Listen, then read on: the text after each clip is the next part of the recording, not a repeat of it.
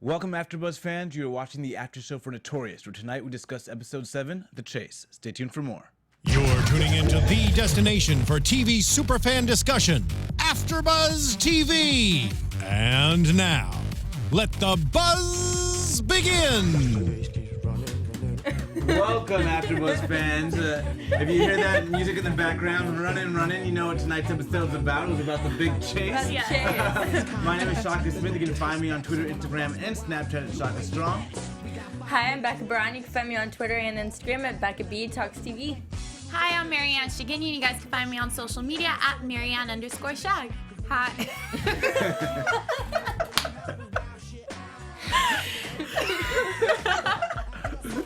All right. Hold it together there, Yemi. Hold it together. As though this is my first show. Hi, everyone. I'm Yemi Abayomi. You can find Where can they find you? Somewhere online. on Twitter and Instagram at Yemi. I thought you guys were going to help me out here. Thank you guys for being here again tonight. We're in an episode tonight, The Chase. Yeah, tonight was like a high drama. It was. We start off with, it looks like Jake is running, and, you know, I almost thought he was guilty at the top of it. And Me too. We get to that bail hearing, and that kind of sets the tone for where this is going, because it's a couple days before, I suppose. What did you guys think about that whole chase scene and then the bail hearing afterwards? At the beginning, I was thinking that Jake would end up being guilty by the end because, well, one, the previously on was his voice, and then two, that whole chase scene. Yeah, if you're running, you're probably guilty, right? Or that's the way they made it seem. Yeah, like they made it seem like he was running. And it reminded me definitely of the O.J. Simpson speed away chase when I guess O.J. was acquitted, but many people still think he was human. So maybe there could be like a correlation. It was like some sort of a signal to the audience that, oh, maybe he is guilty, but maybe he'll still be found innocent. Although I personally believe that I didn't think that Jake was guilty. Yeah, I agree with that. Especially also because when he got the phone call from Ella explaining the whole Brian situation, which I'm sure we'll get into a little more later on. Once I saw that and him asking for the address, I kind of like linked both together of him wanting to find out more, and he just wanted to get away to be able to find Brian and figure out what's going on. I really didn't believe Jake was. Can I just ask the question, is it that easy to remove an ankle bracelet? How does Well, I guess for his jurisdiction, certainly, maybe he knew. He just knew how to. And he had been used to maybe a lot of different criminals, so maybe he had a special know-how. That's what I assume. I love the scene where we finally got a lot of legal scenes. So, yeah, you can also speak to some of this. We had that great scene in the boardroom where they're just like all hands on deck. Yes. Have you ever seen that sort of like in a legal department? And well, way to put me on the spot there, Shaka. Hey, we have your expertise.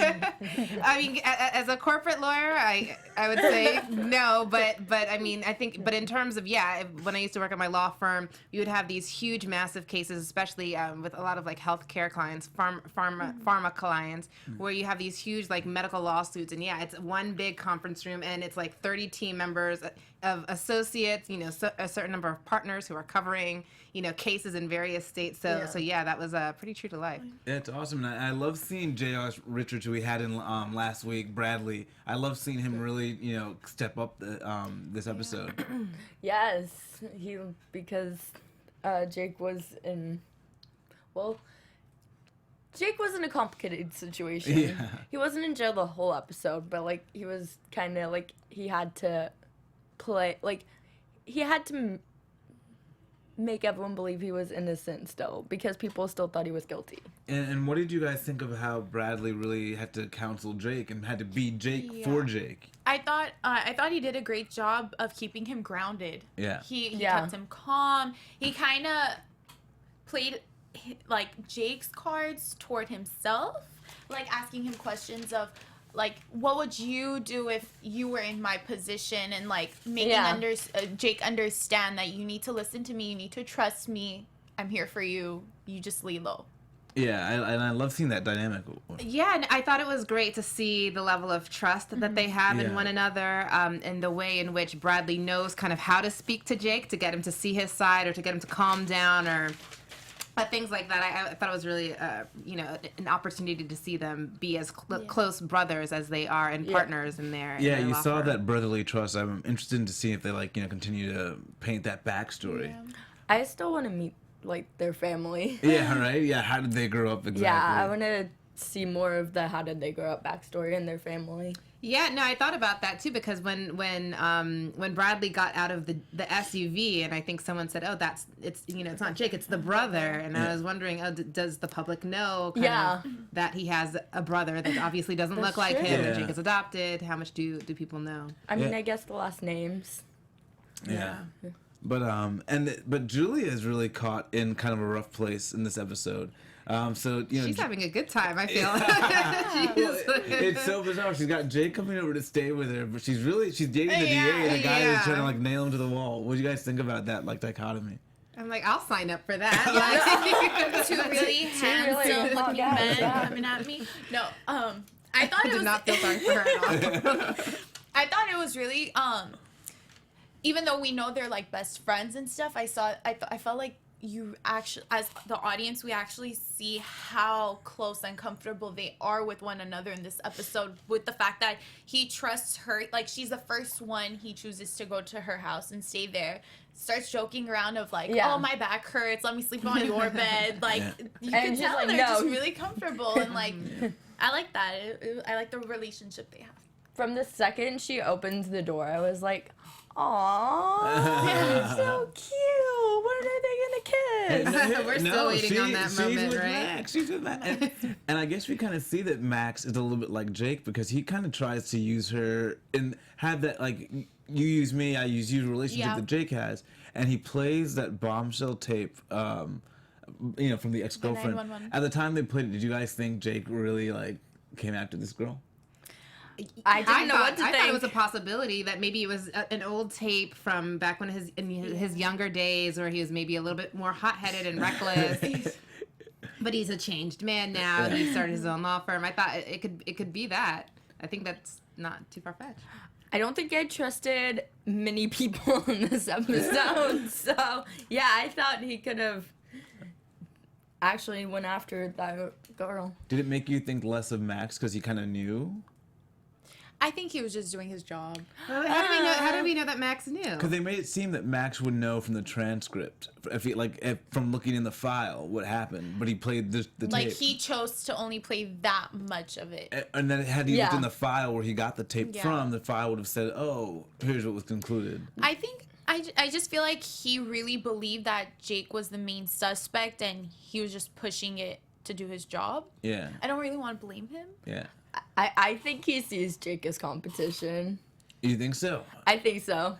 Because towards the end, he seems like he's helpful. He apologized too in the end. Mm-hmm. But I think you have a situation of three main characters, whether it's Max or Julia or Jake, who are just very, very passionate about their work, who always want to do the best job they possibly can, and who are willing to kind of push the boundaries a little bit to get that great end result or the right result. And I love the way they kind of sparred. Because remember when Max gave Julia his theory, he's like, "This is my theory of the case," and you know, with a mic drop moment for him. Yeah. And then she kind of came back with her own little mic drop moment, and she's like, "That's my theory." I was gonna say that I really love the fact that even though she is the type of person to always say the show comes first, which she even mentioned it in the episode, this time she totally was fighting for Jake. This is what has to happen. This is what's right. He's innocent. And she was, I think she was just holding her ground. She's been doing that more and more lately. I'm proud of her. Yeah, it's almost like they're really humanizing her. They're showing her she's a person, Yeah. She thinks her job is very important, but she's got her her own limits. Yes, I mean, and she'll stick up for her friends. Yeah. I mean, she's a true friend. More and more so. I feel like towards the beginning, she still had to grow in that aspect and the sticking up for her friends thing. Yeah, because getting the show is her. more important to her. I think they were it's like they were slowly developing that human side and having that come out more and more. Mm-hmm. Yeah. But now we have this like these kind of crazy twists and turns. Because I almost got lost. Who owed who? There's a loan shark. Is the loan shark responsible? I was like, what did you guys think of these crazy twists and the fact that really, let's get down to it. The brother did it. He raped her, Sarah, years ago. What did you guys think of it? It was like crazy. well, last week we were talking about that. Go ahead. Last week we were talking about Alan.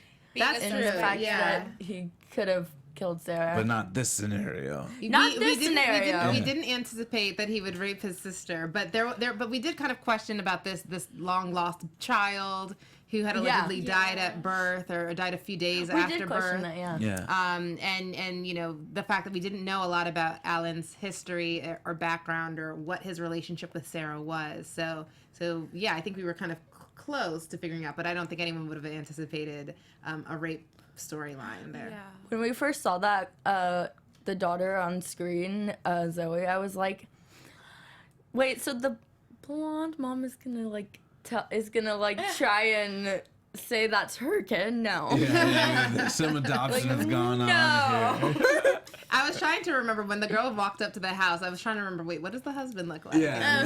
But then I remembered, wait, no, the husband is a blonde guy. So yeah, there's something going on here. But I immediately thought, oh my gosh, what if it's Jake's daughter? That was my Me secret too. hope. Yeah, and I thought it might end up that way, but it didn't go that way. I felt so bad for him. I loved the fact that he wanted it. Wanted it to be, yeah. Questioning I thought it. that was cute. And that it was kind of really- like his last, or would have been the last thing he had to hold on to with Sarah. Yeah. Because like I think what I've gotten over and over, because I keep kind of wanting Julia and Jake to get together, but I really believe the love he's got for Sarah. I really believe he's so heartbroken over that. There's no way he can see Julia yet. I agree. Maybe he'll become like a godfather to Zoe or something. That would be interesting. Well, if they that maintain a might relationship be, at all, probably not, because the Yeah. mother still doesn't know that the girl is adopted, right? Oh. I mean, No, sorry, the mother the mother. Sarah contacted. Yeah. Sorry, the little girl doesn't Yeah, the No. little girl No. doesn't know.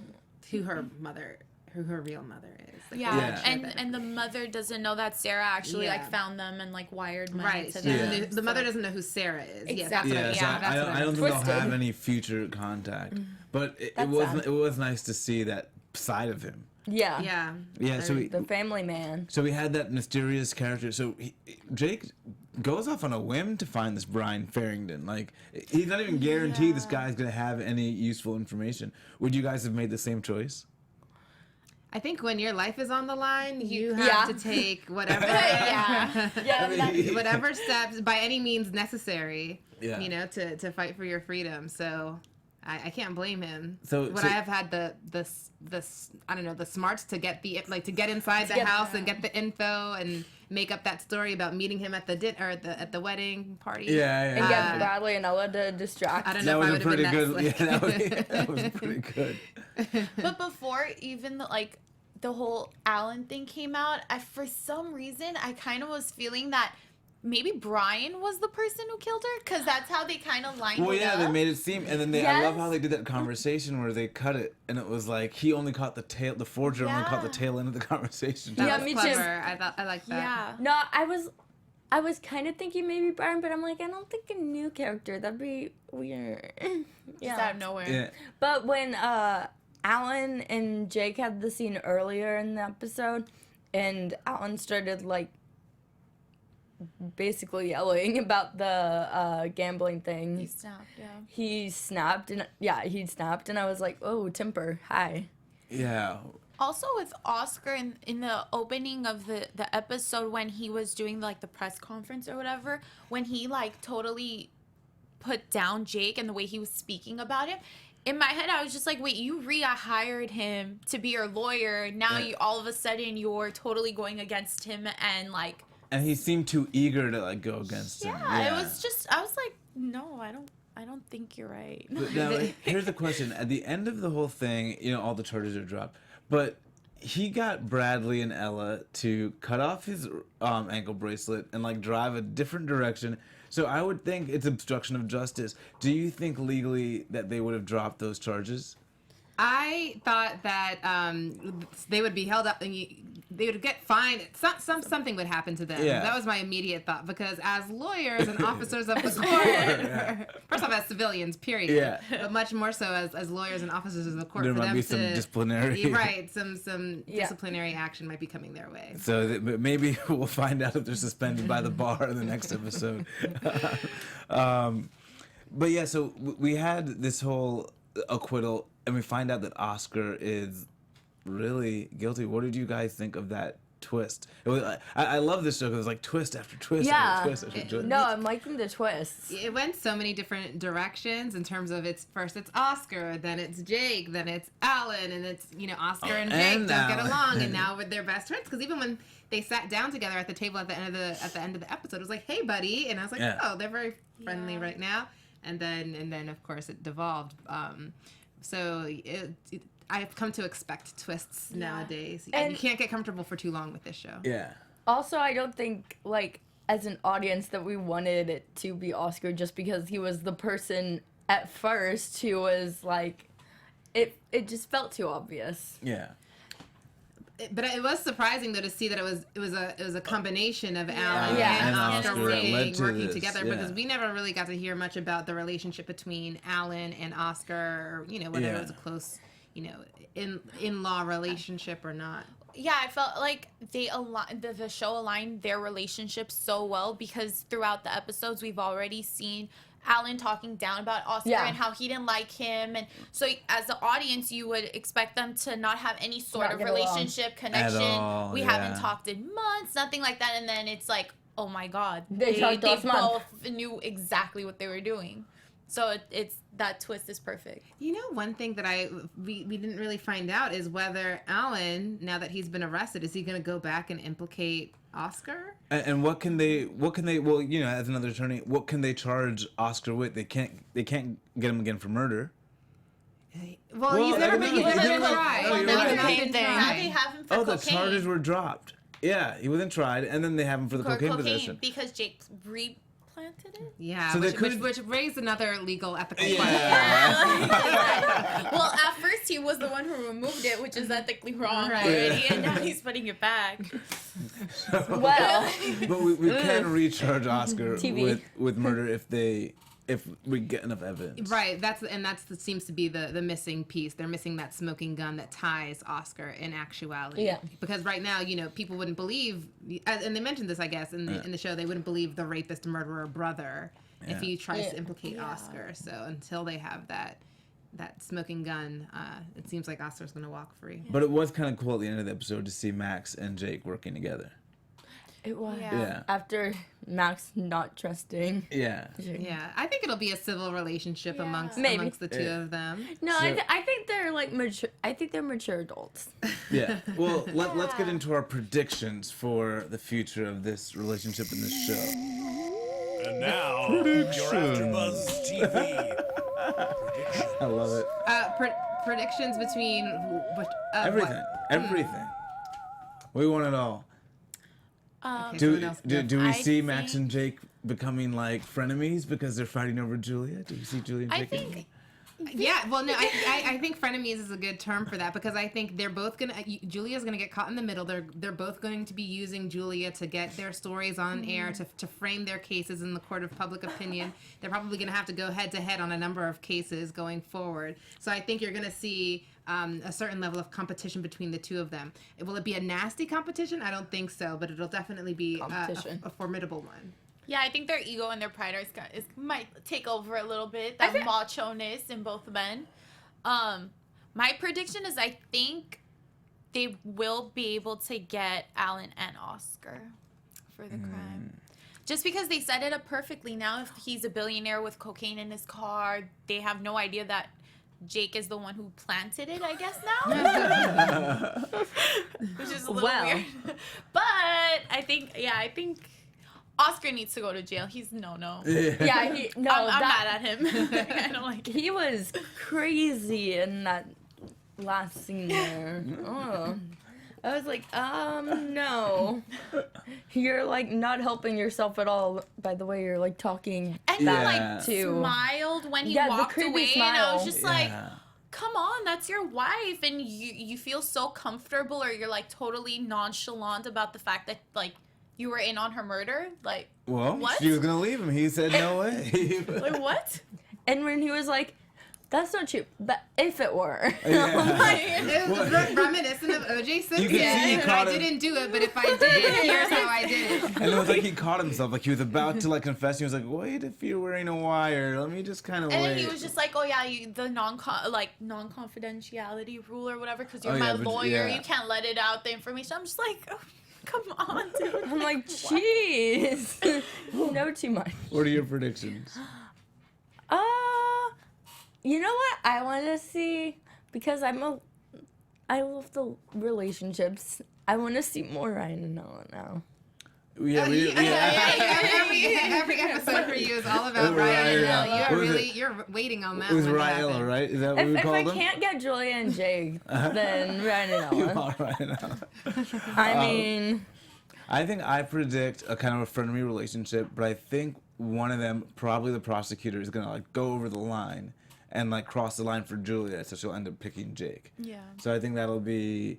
I don't think we'll hear from Oscar Ooh. again. I think that storyline might be closed, or it might like pop back up like way in the Later future. on. Okay, because I'm wondering, is Jake going to rest until that he might not rest until Oscar is held to account for her murder? I mean, Yeah. I don't know how long what his sentence might be for cocaine possession. Yeah. It might not be long enough. We never know. So I feel like it's not going to come back up until possibly later, and there's more of like some backstory that we're missing. yeah. I do have a question though. If Alan confessed to having connections and like with Oscar and Oscar being in on the whole thing, would they be able to bring up a murder charge again?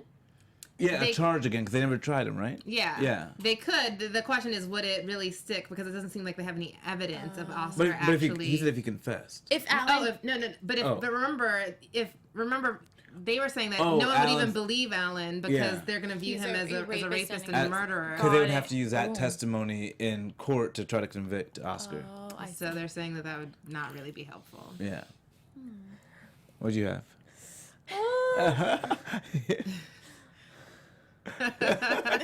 yeah, no, I don't. Yeah, You're a lot good. to think about. Yes, there was much to think about this episode. It was a really cool episode. Looks like we have a new case next week. So Yes, that was very short. exciting. Yeah. So well, we guys, we're so happy you guys joined us. Wait, but before we even... but however, before we tell you how happy we are that you joined us, we have a word from our awesome sponsor, Yemi. Why don't you take it away? Yeah, no, we have a really interesting display here, actually, the BeautyCon box, which is a subscription box. We have our wonderful model here. A subscription box that's delivered to your door every single season. Every single And season? What's amazing about these boxes is that they're actually curated by specialists There's a in lot in beauty. So you have a number of things. You have OFRA liquid lipstick. Okay. great. well, I don't know which one that is, Well, but I that's will the thing. take it There's on so one by much stuff. one. There's so much stuff in there that you really can't help but just be surprised and be excited every time you pull something out. But nice. they have liquid lipstick in there, Flutter Lash Eye Slay lashes. And then we also have Azure lip conditioner. Oh, there's some. What is that? Clearly brighter. Yeah, what else do you guys see in there? I feel there's okay. a bunch. There's stuff even guys It's can use, makeup. right? It's face washes, hair care. I mean, I want one. I'm gonna take this box home tonight. Like, if you want one, all you have to do is go to beautycon.com/box to sign up for your subscription. You actually end up getting over $150 worth of products for only $30. And with an annual payment plan, you can pay the total cost of the entire year's worth of boxes. So you can just pay one time, one which is time? great Wow. instead of having to deduct it every time. But when you do go to beautycon.com/box, make sure you use the code BOXBUZZ and you'll get a 20% discount. So that is discount code BOXBUZZ.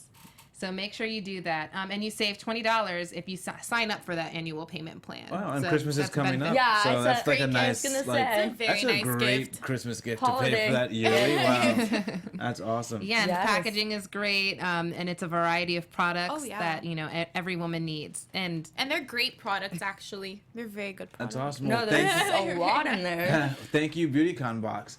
Well, thank you guys for joining us again. Rewind. We'll see you guys next week. My name is Shaka Smith. You can find me on Twitter, Instagram, and Snapchat at Shaka Strong. My name is Becca Brown. You can find me on Twitter and Instagram at Becca B Talks TV. My name is Mariann Shaginian. You guys can find me on Snapchat, Twitter, or Instagram at Mariann_Shag. you can find me on Twitter and Instagram at Yemims. My name is Yemi Abayomi. See you guys later. Bye.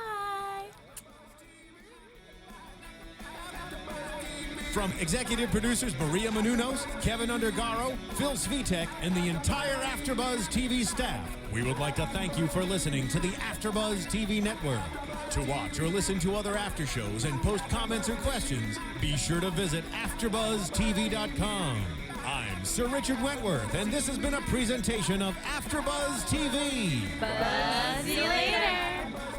The views expressed herein are those of the hosts only and do not necessarily reflect the views of AfterBuzz TV or its owners or principals.